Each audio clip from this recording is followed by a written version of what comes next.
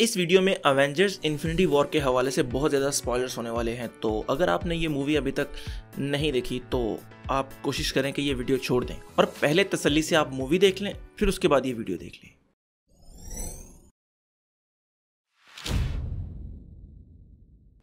आज की इस वीडियो में मैं कोशिश करूंगा कि उन ईस्टर अंडों के बारे में जिक्र करूं जो कि आपने अवेंजर्स इन्फिनिटी वॉर में मिस कर दिए हैं। इस वीडियो में मैं ज़्यादातर कोशिश करूंगा कि मूवी टू मूवी ही रखूं, कॉमिक्स की तरफ मैं कम ही लेकर जाऊं, क्योंकि कई लोग कॉमिक्स के रेफरेंस को नहीं समझते, तो मैं कोशिश करूंगा कि मूवी टू मूवी ही रखूं।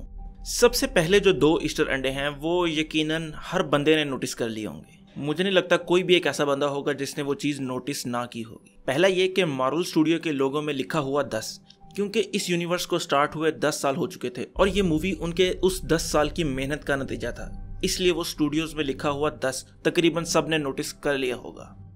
दूसरा ईस्टर अंडा जो लोगों ने यकीनन नोटिस कर लिया होगा, जब लोकी थैनोस से कहता है वी हैव हल्क। ये सीधा 2012 वाली एवेंजर्स मूवी की तरफ इशारा था, जब लोकी कहता है कि मेरे पास आर्मी है, और आगे से टोनी स्टार्क उसे कहता है we have Hulk. Earth's mightiest heroes type thing. I have an army. We have a Hulk. अगला ईस्टर अंडा सिर्फ उन लोगों ने नोटिस किया होगा जिन्होंने 1979 में रिलीज हुई एलियन मूवी देखी है। अगर आपको याद होगा, उस मूवी में एक सीन था जिसमें एलन का कैरेक्टर एलियन क्वीन को स्पेस में ब्लास्ट करती है। सेम उसी तरह का सीन हमने देखा जब पीटर पार्कर एलियन मूवी का जिक्र करता है टोनी स्टार्क से, और इसके बाद वो एबनी मॉ को वहां से स्पेस में डिस्पैच करते हैं ताकि डॉक्टर स्ट्रेंज को बचाया जा सके।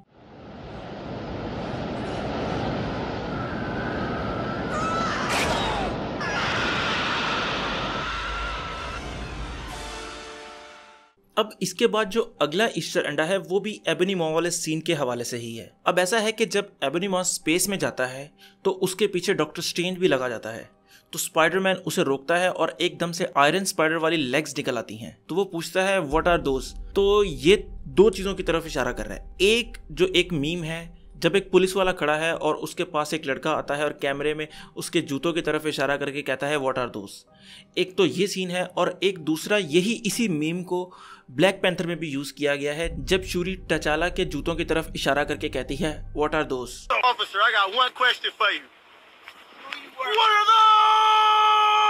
इसके बाद अगला ईस्टर अंडा लोकी के हवाले से है, जब थैनोस उसको गर्दन से पकड़ता है और गर्दन से दबाकर उसकी जान निकाल देता है, और जब वो उसे नीचे फेंकता है तो वो कहता है नो रेजरेक्शन दिस टाइम, जो कि सीधा उसकी पुरानी मूवीज की तरफ इशारा कर रहा है कि जब वो मरने का दिखावा तो करता है लेकिन बाद में पता लगता है कि वो हमें जिंदा है। लेकिन इस दफ़ा थैनोस की बात का ये मकसद था कि अब वो मर गया है और दोबारा वापस नहीं आने वाला।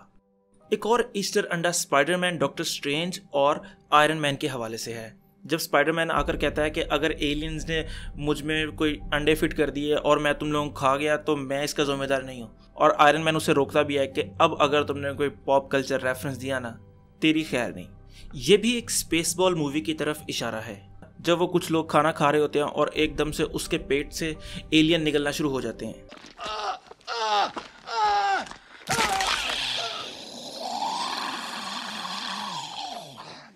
अगला ईस्टर अंडा टोनी स्टार्क के हवाले से है कि जब वो वॉक कर रहे हैं, वो पेपर से बात कर रहा है, तो वो उसे कहता है कि मैंने रात को ख्वाब देखा कि हमारा एक बेटा है जिसका नाम हमने मॉर्गन रखा है। एक्चुअली कॉमिक्स में टोनी स्टार्क के एक कजन का नाम मॉर्गन है। और यहाँ पर मैं आपको एक सीक्रेट बताना चाहता हूँ। आपने गौर किया है कि जिस तरह का टोनी स्टार्क ने एक ट्रैक सूट पहना हुआ था, उसी तरह का पेपर ने पहना हुआ था। ये थ्योरी शायद आप लोगों को अच्छी लगे ना लगे, लेकिन मैं इतना कह सकता हूँ कि पेपर उसे ये नहीं बता रहे कि वो प्रेग्नेंट है, और टोनी स्टार्क ने उसको उसी तरह का ट्रैक सूट इसलिए पहनाया हुआ है ताकि उसमें से भी नैनोबॉट जो आयरन मैन का वाला सूट है ना, वो भी निकले, और वो उसको प्रोटेक्ट करना चाह रहा है। वो जानता है कि वो प्रेग्नेंट है, पेपर उसे नहीं बता रही कि वो प्रेग्नेंट है, लेकिन वो जानता है कि वो प्रेग्नेंट है। ये थ्योरी है, लेकिन पता नहीं अब इसमें कितनी सच्चाई है, ये तो हमें एवेंजर्स 4 में ही पता चलेगी। अगला ईस्टर अंडा ब्रूस बैनर और टोनी स्टार्क के हवाले से है, जब वो दोनों बात कर रहे हैं और टोनी स्टार्क उसे बताता है कि एवेंजर्स टूट चुके हैं और वो सब अलग-अलग हो चुके हैं। तो ब्रूस बैनर कहता है टूट चुके हैं बीटल्स की तरह। वो बीटल्स किन की बात कर रहा है? इंग्लिश रॉक बैंड की बात कर रहा है, जो कि वो भी अलग-अलग हो चुके हैं। इसके बाद का जो ईस्टर अंडा है वो इसी सीन के थोड़ा बाद का है, जब टोनी स्टार्क एक फ्लिप फोन निकालता है और स्टीव रॉजर्स को कॉल करने लगता है। ये सीधा कैप्टन अमेरिका सिविल वॉर की तरफ इशारा है, जिसके एंड पर कैप्टन अमेरिका ने टोनी स्टार्क को एक फोन भेजा था ताकि वो किसी मुश्किल की घड़ी में उससे कांटेक्ट कर सके। इसके बाद अगला ईस्टर अंडा रॉकेट रैकून के हवाले से है। मूवी का एक बहुत ही जबरदस्त सीन है जब रॉकेट और बकी दोनों आसपास लड़ रहे हैं और बकी उसको ऊपर उठा लेता है और वो आसपास गोलियां चलाते हैं, लेकिन वो जब गोलियां चला रहा था तो वो कहता है गेट सम गेट सम। ये एक मूवी फुल मेटल जैकेट की तरफ इशारा है, आप खुद ही देख लें।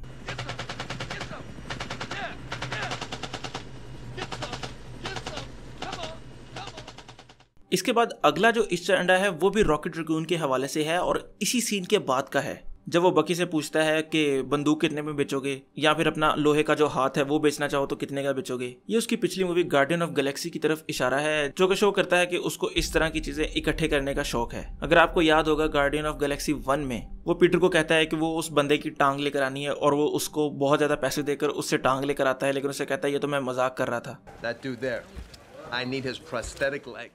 अब अगला जो ईस्टर अंडा है वो गेम ऑफ थ्रोन्स के फैंस के लिए है। आपको याद होगा मूवी में जब थॉर जाकर उस मशीन की कमान संभालता है नया वेपन बनाने के लिए, तो पीटर डिंकलेज का जो कैरेक्टर है वो कहता है होल्ड इट थॉर। वो इस तरह कहता है कि वो लगता है जिस तरह गेम ऑफ थ्रोन में होडोर कहता है hold the door hold the door. शायद जो दूसरे लोग हैं वो ये समझ रहे होंगे ये क्या चुस्से मार रहा है, ये क्या बकवास है। अगर जो गेम ऑफ थ्रोन के फैन है वो यकीनन समझ गए कि मैं किस चीज़ की बात कर रहा हूँ।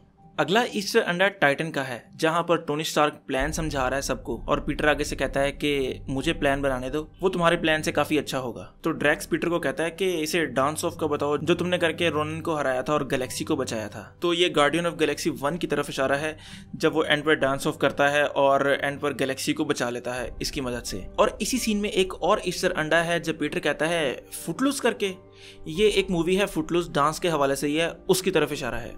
अब एक ईस्टर अंडा ऐसा है कि बहुत से लोगों ने नोटिस कर ली होगी ये बात मूवी के अंदर, जब डॉक्टर स्ट्रेंज अपना टाइम स्टोन थैनोस को देता है और टोनी उससे पूछता है कि तुमने ये क्यों किया, तो डॉक्टर स्ट्रेंज आगे से कहता है कि वो यार इन दी एंड गेम। ये कोई स्पेसिफिक ईस्टर अंडा तो नहीं है, लेकिन इससे हमें ये पता लग रहा है कि जो अगली मूवी होगी उसका नाम द एवेंजर्स एंड गेम होगा, यानी कि इस मूवी का नाम एवेंजर्स इन्फिनिटी वॉर था और जो अगली मूवी होगी उसका नाम होगा एवेंजर्स एंड गेम। अब एक और ईस्टर अंडा मूवी के एंड के हवाले से है जब स्पाइडरमैन आकर टोनी के गले लगता है और कहता है कि मैं नहीं जाना चाहता, मैं नहीं जाना चाहता, मुझे रोक लो वगैरह वगैरह, और वो गिरता है और वो राख बनकर वहां से उड़ जाता है। अब आपने इस सीन में कुछ नोटिस किया? अगर आपको याद हो स्पाइडरमैन 1 जिसमें अंकल बेन नीचे गिरे होते हैं और वो मर रहे होते हैं और स्पाइडरमैन जो पीटर पार्कर का कैरेक्टर है उसके पास खड़ा होता है और वो रो रहा होता है कि ना जाएं, मुझे छोड़कर मत जाएं। और जैसा कि हम सब जानते हैं कि टोनी स्टार्क का जो कैरेक्टर है वो पीटर के लिए बिल्कुल अंकल बेन की तरह ही काम करता है, तो उन्होंने स्पाइडरमैन 1 वाला सीन लिया और उसे उल्टा करके आपके सामने पेश किया। मतलब अब टोनी वहां पर खड़ा है, यानी कि अंकल बेन ऊपर है और पीटर पार्कर नीचे है, और पीटर पार्कर मर रहा है और टोनी ऊपर खड़ा उसे देख रहा है, यानी कि अब अंकल बेन जिंदा है। अब एक ईस्टर अंडा डॉक्टर स्ट्रेंज और एबनी मॉ के हवाले से है। जब एबनी मॉ और डॉक्टर स्ट्रेंज की पहली दफा मुलाकात होती है तो वो डॉक्टर स्ट्रेंज से कहता है कि क्या तुम अब गुब्बारा निकाल कर बच्चों को एंटरटेन करोगे यहाँ पर। ये सीधा इशारा है जिमी किमेल के साथ हुआ डॉक्टर स्ट्रेंज का इंटरव्यू जिसमें वो बच्चों के पास जाता है और वहां पर उनको, आप पूरा इंटरव्यू आप देख लें जाके, आपको खुद ही मजा आएगा देखने का।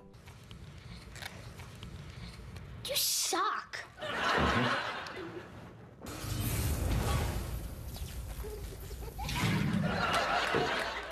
तो मैंने कोशिश की है कि इस वीडियो में मैं ज़्यादा से ज़्यादा उन ईस्टर अंडों का जिक्र कर सकूं जो मूवी से रिलेटेड हैं। मैंने अभी कॉमिक्स वाले जितने भी ईस्टर अंडे हैं उनका जिक्र नहीं किया, लेकिन खैर उम्मीद है आपको ये वीडियो पसंद आई होगी। तो अगर आपको ये वीडियो पसंद आई हो तो लाइक करें, कमेंट करें और सब्सक्राइब ज़रूर करें।